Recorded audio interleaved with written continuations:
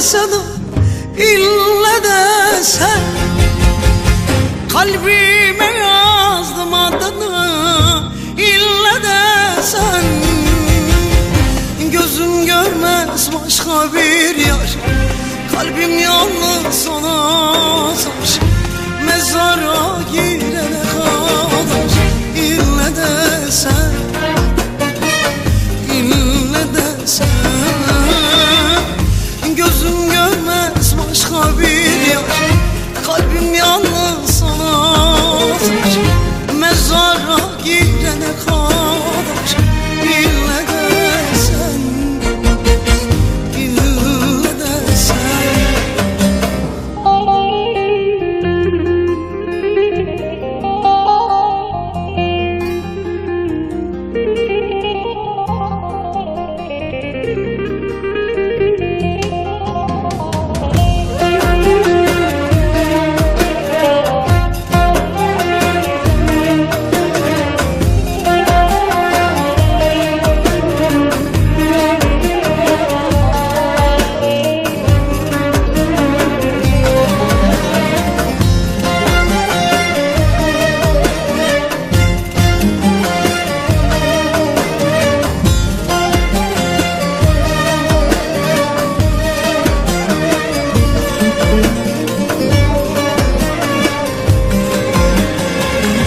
Kimseyle hiç dönüp bakma ille de sen.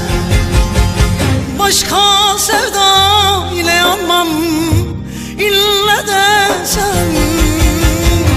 Gözüm görmez başka bir yar, kalbim yalnız sana sar. Mezara girene kadar ille de sen, ille de sen. Gözüm görmez başka bir yar, kalbim yalnız sana sar. Toprağa gir